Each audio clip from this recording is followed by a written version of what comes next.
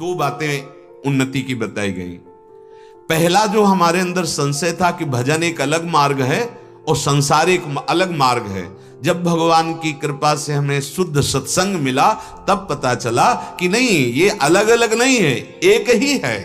भगवत प्राप्ति के लिए जितनी गृह कार्य है, जितने गृहस्थी के कार्य हैं, वो सब समर्थ है, उनको हम सेवा माने और नाम स्मरण करें।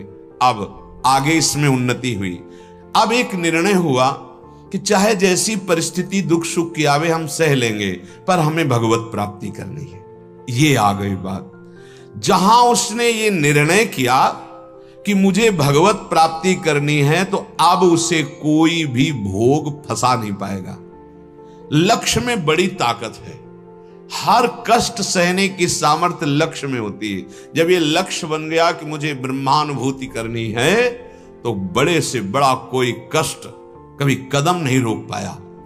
हाँ, कोई कष्ट का अनुभव थोड़ी होता है। हर कष्ट बहुत मीठा लगता है जब लक्ष्य होता है भगवत प्राप्ति। अब उसके अंदर भगवत प्राप्ति का लक्ष्य बन गया, चाहे वो गृहस्थ हो चाहे विरक्त हो, सारे भोगों पर विजय प्राप्त करने के लिए लक्ष्य जरूरी है। मुझे प्रभु चाहिए, प्रभु के सिवा किसी भी दूसरे पद प्रतिष्ठा व्यक्ति वस्तु स्थान में मैं राजी नहीं होऊंगा। ये बात हृदय में देखो आई क्या? प्रभु का इतना महत्व कि त्रिभुवन की राज्य लक्ष्मी देने पर भी आधे पल को भी प्रभु को नहीं भूलना, यह भगवत प्राप्ति का लक्ष्य। ऐसा होने के बाद साधक को परमात्मा की तरफ चलना नहीं पड़ता, परमात्मा तत्व का अनुभव होने लगता है। यही भोग चिंतन ही तो भगवत प्राप्ति में बाधक है। सकल कामनाहीन जे ते राम भगति रसलीन। उसके साध्य और साधन संबंधी कोई संशय नहीं रह जाता। देखो है क्या संशय? साध्य कौन है हमारा? श्यामा श्याम। साधन क्या है? नाम जपना, उनकी सेवा करना, लीला गायन करना, उनके अधीन रहना, चाहे जहां हो, दूर देश में हो, गृहस्थ में हो, कोई भी हो। साध्य कौन? अब संशय नहीं होना चाहिए, श्यामा श्याम। साधन क्या? नाम जप करना, लीला गायन, लीला श्रवण करना और उनकी सेवा की भावना में जो भी संसारिक कार्य कर्तव्य मिले उनको करना। बस इतने को पकड़ लो, शास्त्र जाल से मुक्त हो जाओगे। नहीं कोई निराकार का उपासक मिले, अब वो मूर्ति पूजा के लिए निषेध करता है, मुझे आज तक कहीं ऐसा नहीं पाया। निषेध बात नहीं है, क्योंकि जब कण कण में ब्रह्म है तो उसमें भी यह निषेध कैसे हो सकता है? निषेध कैसे हो सकता है? निराकार उपासक गुरुदेव भगवान को वर्ण करके ही वो आकार का वर्ण करके निराकार की स्थिति प्राप्त करता है। आकार सदगुरुदेव, वचन उनके साकार, उनका जो प्यार शासन वो साकार, तब जाकर इस आकार से मुक्त होकर तो हमारा स्वरूप ही है। हमारा आत्मा का स्वरूप क्या है? कोई आकार है क्या? जो आकार स्वीकार कर लेती है वही आकार में फंस जाती है। हिरण का चिंतन किया, हिरण बन गई। पुरंजन ने स्त्री का चिंतन किया, स्त्री बन गए। आकार चिंतन से यह हमें बहुत बढ़िया सौभाग्य मिला है कि हमें प्रभु ने ऐसी उपासना दे दी कि जिसमें हम चिंतन कर सकते हैं उनके नाम का, उनके रूप का, उनकी लीला का। जब निराकार है तो चिंतन छोड़ना केवल है। असत चिंतन पूरे संसार का, स्थूल का, सूक्ष्म का, कारण का चिंतन रहित तो हो जाना निराकार की प्राप्ति है। चिंतन शून्य, कोई चिंतन नहीं, न सत न असत। सोचो जरा, तभी कहा ज्ञान के पंथ कृपाण के धारा परत खगेश ले। और वो जो कैवल्य परम पद है, बिना चाहे भक्त के दीयमानम न ग्रहणंती, देते हैं पर भक्त स्वीकार नहीं करते। अब अपने भाव को समझ लीजिए। शास्त्रीय जाल में फंसा हुआ चित्त निकल पाना बहुत कठिन होता है। बिल्कुल समिट जाइए। श्यामा श्याम, इनका नाम रूप लीला धाम, और जो जगत के कार्य करते हो सेवा, बस। ज्ञान धर्म व्रत कर्म भक्ति किंकर किए, भक्ति हित जे शरण आए। विश्वास कीजिए, द्वंद्व दोष जो सब घटे, कमल कर जिन अभय दीन है, कर्म बंधन सब कटे। विश्वास कीजिए आचार्य शरणागत स्वामिनी जी की शरणागत को अब अन्य कोई भाव स्वीकार नहीं करना चाहिए, अन्य कोई चिंतन का विषय मेरा क्या होगा अगर जब तक ये है तो अभी शरणागति नहीं। हम कैसे हैं क्या है छोड़ो, हमारी स्वामिनी जी कैसी हैं क्या है जरा ये देखो।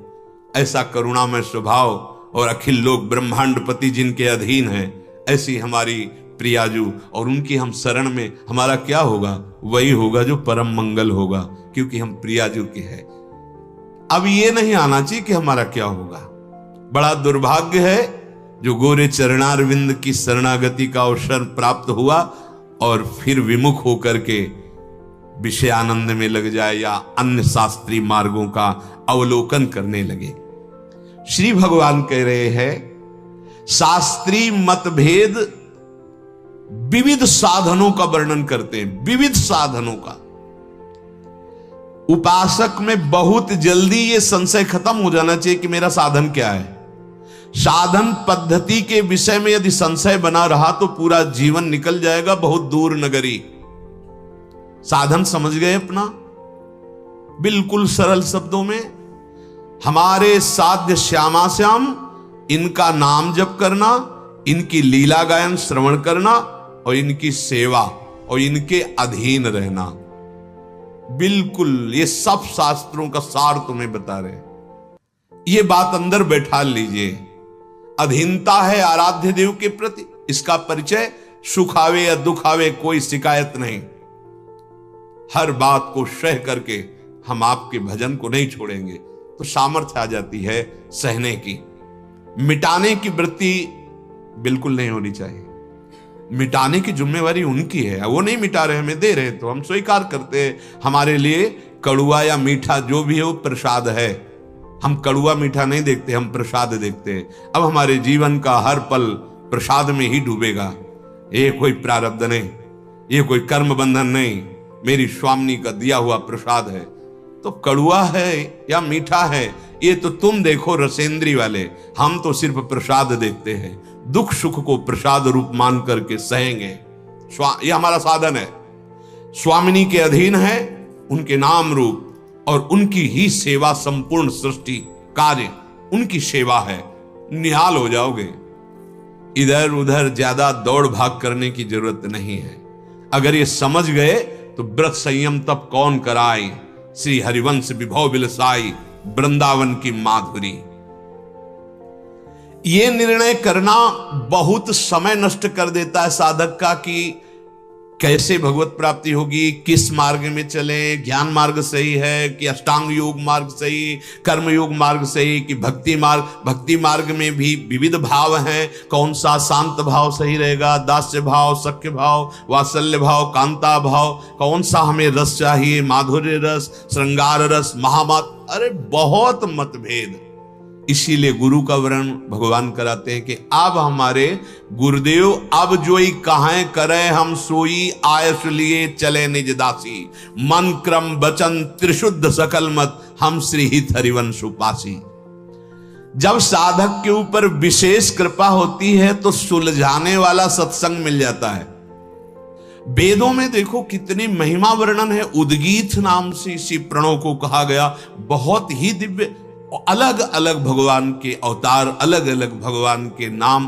अगर आप विविध चर्चाएं सुनोगे तो संशय में पड़ जाओगे। और जब हम निकुंज में देखते हैं जिनका नाम प्रणव है, जो प्रणव के लिए कह रहे हैं वही हरि, राधा राधा राधा राधा, जपत हरि विवश तव नाम प्रतिपद विमल, मनसि तव ध्यान ते निमिष नहीं टरिवो। मान जाओ, राधोपनिषद है, कभी पढ़ना। छोटा सा क्या संकेत में श्री स्वामिनी जी का संपूर्ण महामहिम स्वरूप प्रकाशित करते हैं। ये वृंदावन धाम है। ये समझो कि अगर राधा नाम कान में पड़ा और जपने का अवसर आया तो आप शास्त्रों का संपूर्ण ज्ञान और फल प्राप्त कर लिए। ये हम ऐसे नहीं कहते कि संसार से आए और हमको किसी ने बता दिया और हम चल पड़े। नहीं नहीं, बहुत सांगोपांग उपासना होती चली आ रही है, इसलिए संबोधन करते हैं कि आप विश्वास करो, जितने भी वैदिक सिद्धांतों से परमार्थ मार्ग, वो बहुत संतों का संग और शास्त्रों का स्वाध्याय और जो निष्ठाएं, गायत्री अनुष्ठान, पितृ तर्पण, बलिवैश्य देव, ऐसे नैष्ठिक ब्रह्मचर्य में रहा। जैसे अभी दिनचर्या चल रही ऐसी पूरी जीवन दिनचर्या रही। एक क्षण के लिए विश्राम शब्द जीवन में ना आज है, ना कल था और ना आगे रहेगा। अगर सैया पे भी शरीर पड़ा होगा तो विश्राम यहाँ नहीं है, वहां विश्राम श्री राधा जुग चरण निवास। बिल्कुल साधक को जब कृपा होती तब सत्संग प्राप्त हो जाता है।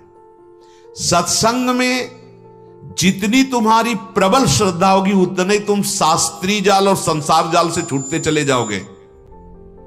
प्रबल श्रद्धा जो गुरुदेव ने कह दिया, जितनी प्रबल श्रद्धा विश्वास होगी उतनी योग्यता तुम्हारी बढ़ती चली जाएगी मोह रूपी दलदल से निकलने की, चाहे वो सांसारिक मोह रूपी दलदल हो या शास्त्रीय मोह रूपी दलदल हो। जब बहुकाल करी सत्संगा तबई हो सब संशय भंगा। एक ये सत्संग और एक तात स्वर्ग अपवर्ग सुख धरी तुलाए कंग तूलन ताह सकल मिल जो सुख लव सत्संग। ये बहुत काल वाला सत्संग नहीं था गुरुदेव भगवान, ऐसे एक क्षण में मारा कि पूरी जैसे वर्षा हो गई सारी धूल मिट गई। ऐसे कह रहे हैं बहुत कृपा होती है भगवान की, मानो जिसका आखिरी जन्म होना होता है तब उसे विशुद्ध सत्संग की प्राप्ति होती है। और सत्संग में बहुत ही प्रबल श्रद्धा विश्वास, तो उसके अंदर योग्यता आ जाती है मोह रूपी दलदल से निकलने की। मतलब प्रबल श्रद्धा विश्वास, जो कहा जा रहा है ठीक वैसे ही है, इसमें हम अपनी मन बुद्धि को बिल्कुल नहीं लगाएंगे, बिना ही विचार करी शुभ जानी। अगर रुचि और श्रद्धा विश्वास में कमी है तो निर्णय करने की योग्यता नहीं आ पाएगी मोह दलदल से निकलने की। ऐसा ही होता है, घसीटा गया, खड़ा किया गया परमार्थ पथ पे, पर अन्य आश्रय नहीं छोड़ पाया और वचनों पर दृढ़ विश्वास नहीं हो पाया, ओ फिसल कर फिर उससे भी नीचे गिर गया। निर्णय ना हो सकने की दशा में उसकी शरणागति पूर्ण नहीं हो पाती। ये देखो, भगवत कृपा से विशुद्ध सत्संग मिला, रुचि श्रद्धा विश्वास जितना दृढ़, और कुछ हो विश्वास श्रद्धा ना हो इतना रख लो। हमने अपने जीवन की डोर अब आचार्य चरणों में गुरुदेव के हाथ में दे दी। बहुत से जन्म विषयी पुरुषों में नाना प्रकार के प्रपंच में दिया। अब एक बार दांव खेलते हैं ये, अब जैसा आदेश होगा वैसा जीवन होगा। अब जो भी हो परिणाम में, तो परिणाम होंगे प्रियालाल, दूसरा कुछ नहीं होगा। भगवत कृपा उसी पर उतरती है। देखो ध्यान दीजिए, गोस्वामी जी ने भी लिखा है, मन कर्म वचन छाड़ चतुराई तो भजत कृपा करी है रघुराई। कृपा उसी पर उतरती है जो अपनी बुद्धि को दृढ़ विश्वास से युक्त करके गुरुदेव की वाणी में लगा देता है। बस जैसा कहा वैसा, नहीं तेरा कोई निर्णय नहीं मानेंगे, इस निर्णय के अनुसार तुझे चलना होगा। भगवत कृपा उसके ऊपर उतरती है और बुद्धि निश्चल हो जाती है परमात्मा में। ये चमत्कार प्रकट हुआ।